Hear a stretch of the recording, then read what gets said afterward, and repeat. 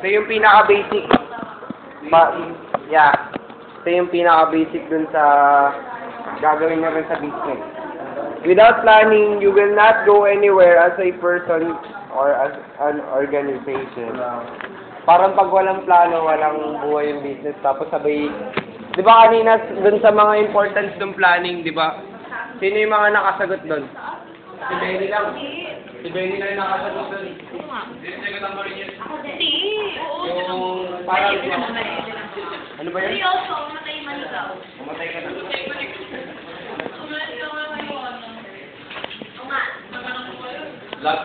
Parang ako lang yung mga planning can prevent you from going into a wrong business.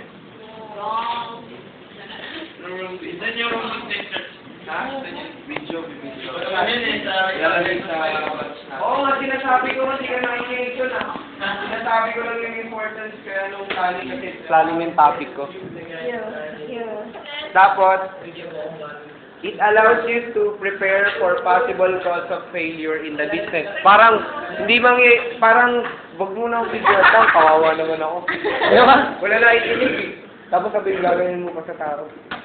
Tapos mo pa sa sa'yo.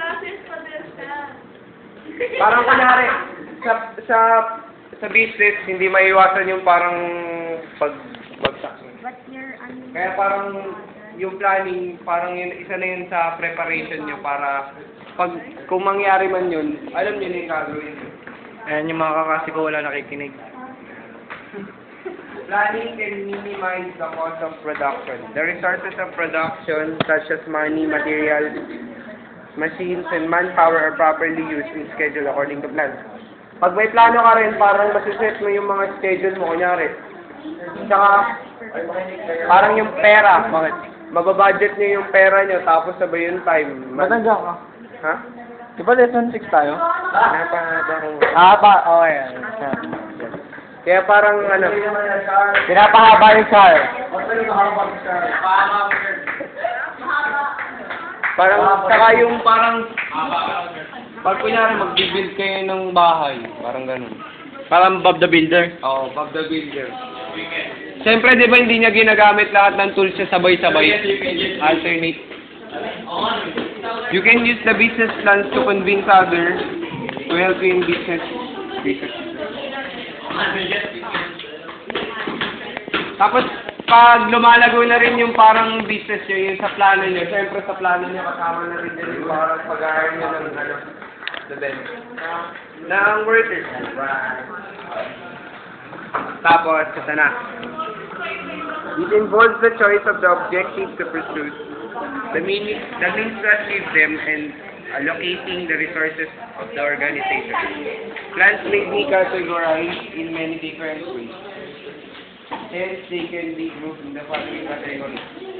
Standing plans are used repeatedly to cover policies, producers, and rules.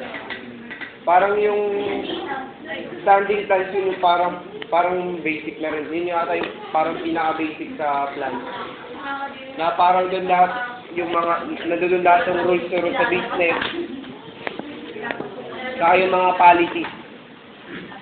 Tapos ito yung policies are generally stage that guides decision making. They direct decisions toward the accomplishment of goals. The practice of promoting from within the organization is an example. Sabi rito, general state. Ano ba? Parang pag magagawa ka ng decision making, ito yung mga kailangan mo yung parang kunyari, yung policies ng kumpanya nyo, yung parang gano'n. Kailangan nyo yan. Ang important. Tapos, procedures. Provide a narrower, more specific guide to action as compared to policies. Parang ito na yung pangalawa ron sa sumusunod sa policies na parang